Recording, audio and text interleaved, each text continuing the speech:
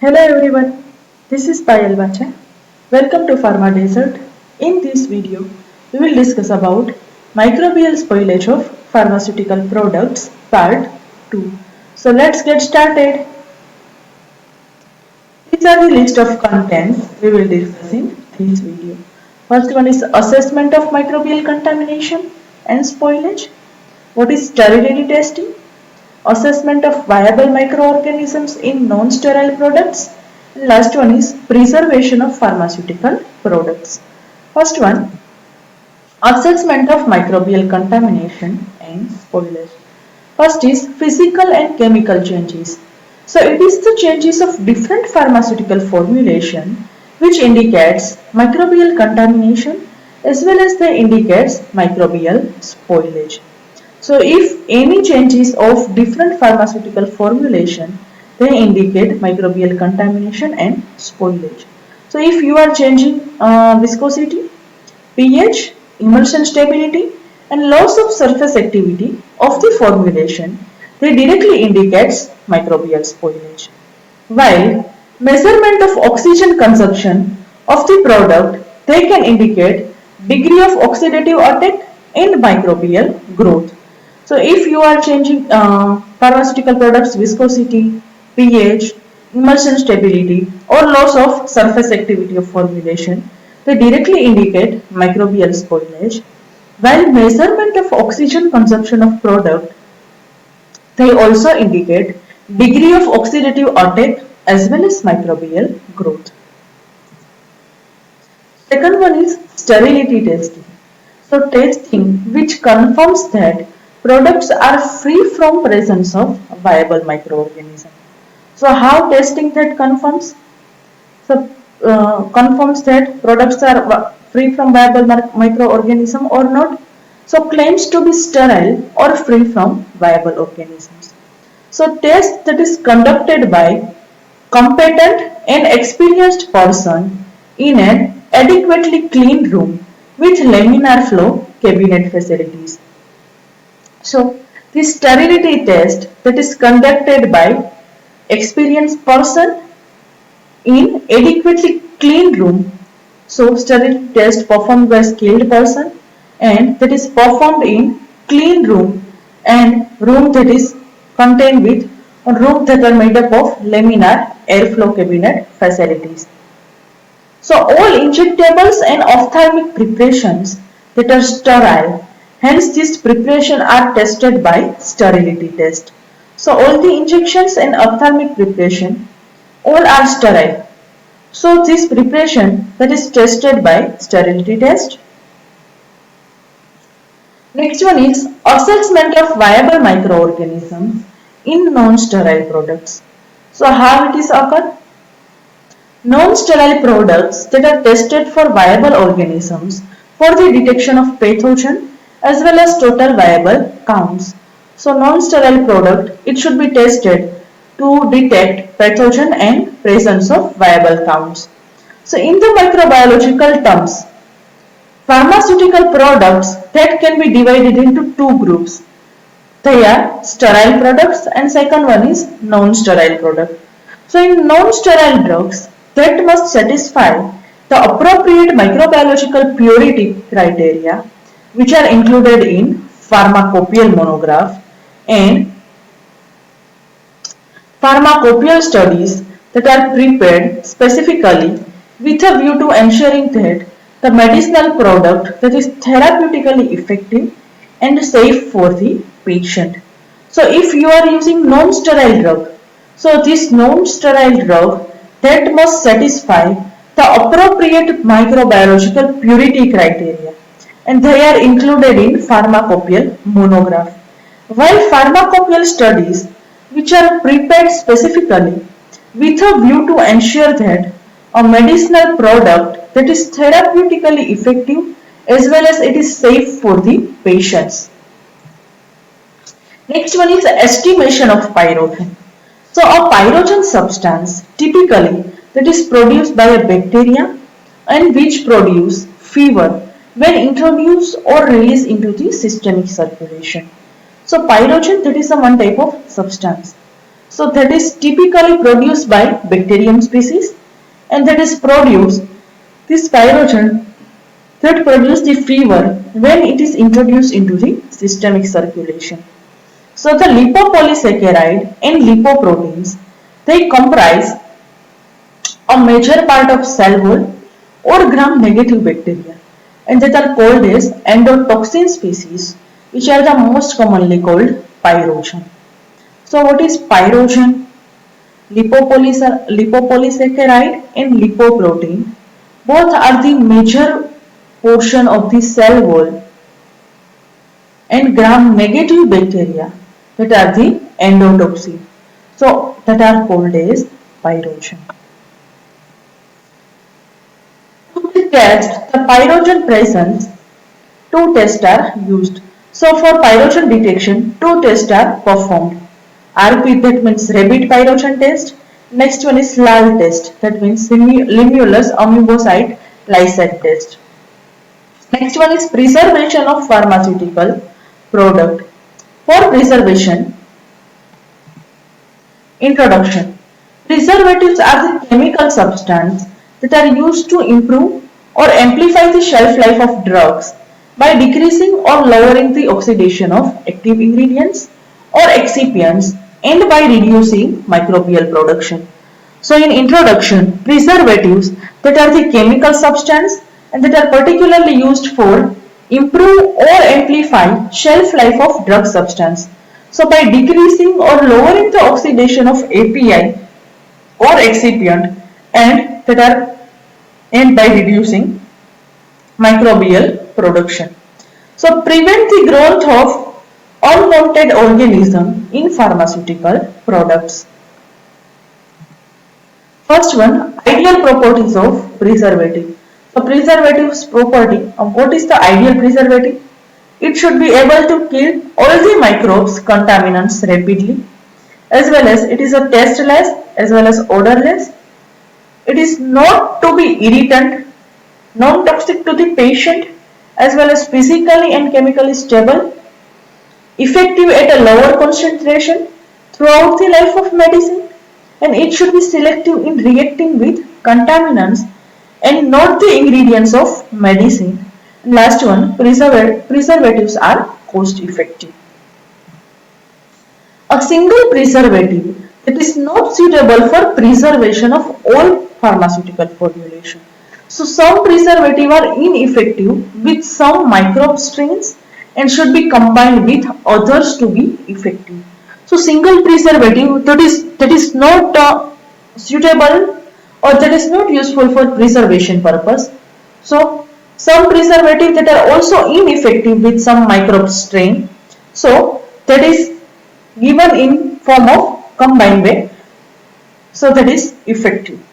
So combination of two or more preservatives that are used to extend the range and spectrum of preservation, that is the synergistic action. So phenyl ethyl alcohol, phenoxetol and benzyl chromium chloride, that are the one type of example of preservative that is most widely used in eye drops and contact lens. It must decrease the percentage of microbes and they prevent any regrowth. They can be a need for preservative. So why preservatives are required? First one is they protect our drug from microbial attack, as well as that are also used to enhance activity and efficacy of drug products. They also increase shelf life of drug products. And last one is that are also used for stabilize our product. Next one is classification of preservative. So based on mechanism of action, first one is antioxidant. The agent which prevent oxidation of API which otherwise undergo the degradation due to oxidation as they are sensitive to oxygen. So what is antioxidants or what was the role of antioxidant? This is one type of agent. They prevent the oxidation of active pharmaceutical ingredient. If oxidation is occur, so degradation is possible due to oxidation, and that are sensitive to oxygen. So examples of antioxidant like vitamin E, vitamin C, butylated hydroxyanisole, that is a BHA, as well as butylated hydroxytoluene, that is a BHT. So all are the example of antioxidant that are act as a preservative. Second one is antimicrobial agents. So the agent which active against gram-positive species as well as gram-negative microbes and which causes degradation of pharmaceutical preparation which are active in lower concentration. So if any agent that is gram-positive or gram-negative species, they causes the degradation of products and if it is present in lower concentration. So example of antimicrobial agents are benzoate, sodium benzoate and sorbates. Next one is chelating agent. So this agent that form the complex with pharmaceutical ingredient and they prevent the degradation of formulation. So chelating agent that form the complex between your pharmaceutical product and after complex formation that prevent degradation of pharmaceutical formulation. So example of chelating agents like EDTA, polyphosphate and citric acid. All are the example of chelating agents. Next one is based on source. First one is natural preservative. What is natural preservative? According to their name, these preservative that are obtained from natural source like plant, minerals, animal source. So all are the natural preservative. Example is neem oil, sodium chloride, lemon and honey. Second one is artificial preservative. What is artificial preservative? These are the main that are made by chemical synthesis and active against various microbes if you are using in a small concentration. So example of artificial preservative are benzoates, sodium benzoates, sorbates, propionate and nitrite. That is the chemical preservative that are used in pharmaceutical formulation. So formulation, if you are using tablet, methylparaben act as a preservative, concentration that is about zero point 0.1. If you are preparing injections, preservative like phenol, cresol, concentration is about 0.2 to 0.6 or 0.5. So that are the list of chemical preservative that are most widely used for any pharmaceutical formulation preparation. Next one is performance requirement. First one, antimicrobial activity. What is antimicrobial activity? That are active against microbes if you are using at lower concentration. Next one is aqueous solubility. It should be soluble to reach minimum inhibitory concentration. Stability property. So it is stable during and at the end of manufacturing process.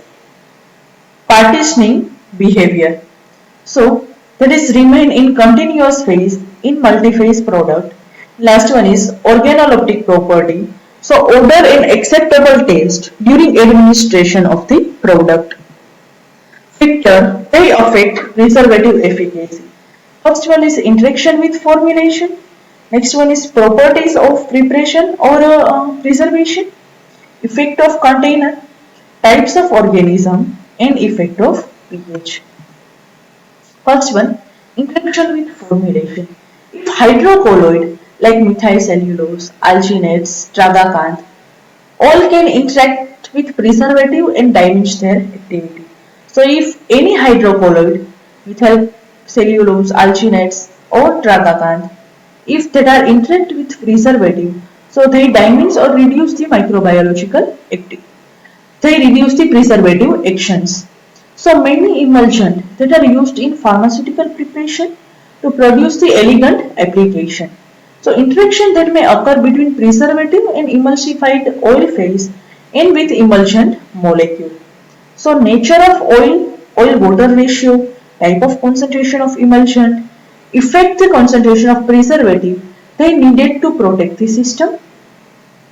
So if you are using emulsion in pharmaceutical preparation, so nature of oil water ratio as well as concentration of emulsion all affect the concentration of preservative that are needed for protect the system. So many tablet additives They causes problems in the tablet preservatives due to their interaction with added preservatives. So the distribution of preservative that must be homogeneous and that is a more solubility in the bulk phase that is preferable in multi-phase system, while some chemicals such as chlorobutol that may hydrolyze on storage and if the pH it is unfavorable. So preservative may react with substances leach from the container and lose its antimicrobial activity.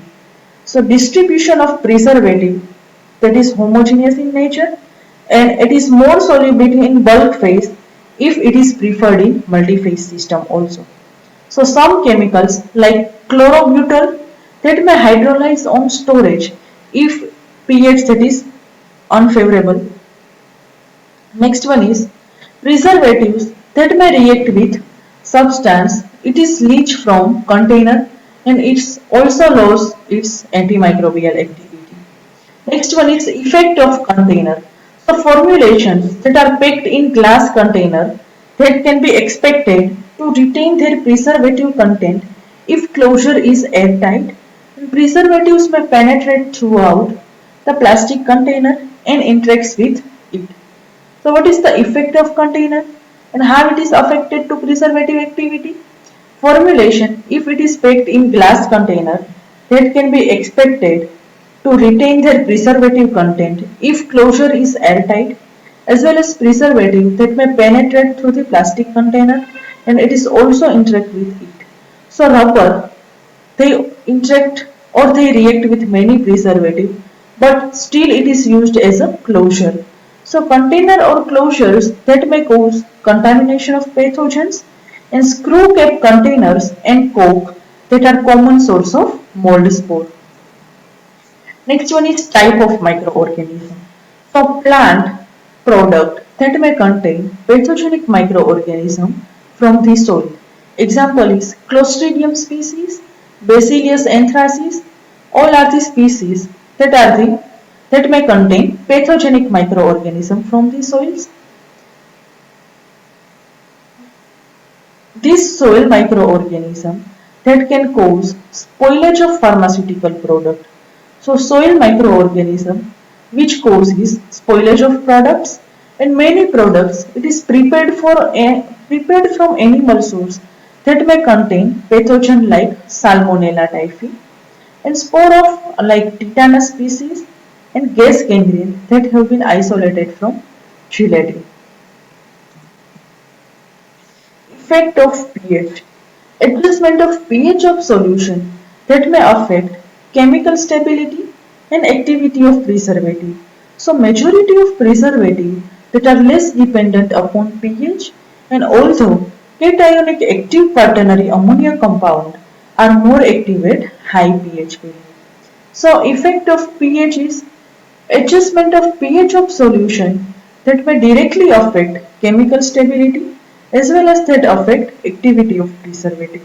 So majority of preservative are that is less depend upon pH, also cationic active quaternary ammonium compound that are more active at higher pH. Analysis of preservative in products like how preservative analysis is occur by performing HPLC, high performance liquid chromatography, otherwise performing capillary electrophoresis, gas chromatographic methods, thin layer chromatographic methods and flow injection analysis. Another is titrimetric method, colorimetric method and spectrometric methods and last one is atomic absorption spectrometric method. While choosing preservative for drug product configuration should be made about concentration of preservative, toxicity of preservative, selectivity and interaction with formulation. First one is evaluation of preservative.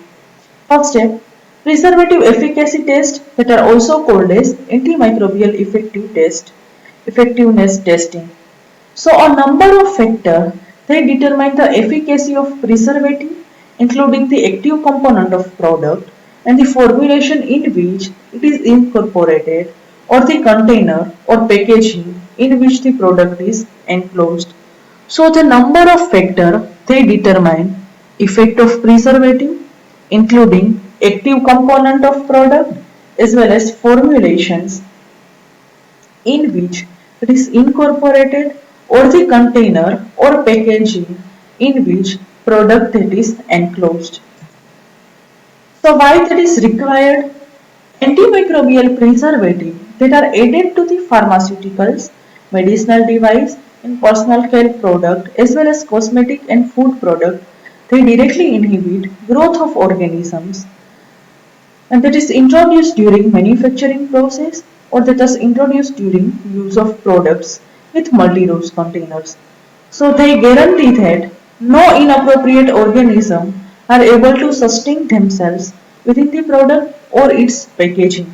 So it is undertaken to ensure that the preservative which maintain its ability to inhibit microorganisms, and it is required by British Pharmacopoeia, European Pharmacopoeia and USP. Next test is preservative efficacy test. So that is first appear in USP in 18th revision in 1st September 1970.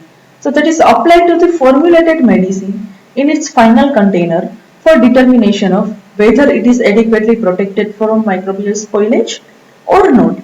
So tests or standards that are applied only to the product in original and unopened container.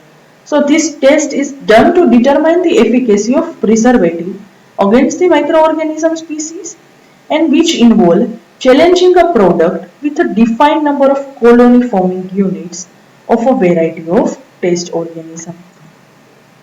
And monitoring the kill or survival rate at defined time interval up to 28 days, and it is examined by duplicate plate count method, that is about CFU per ml is equal to number of colonies per ml plated divided by total dilution factor.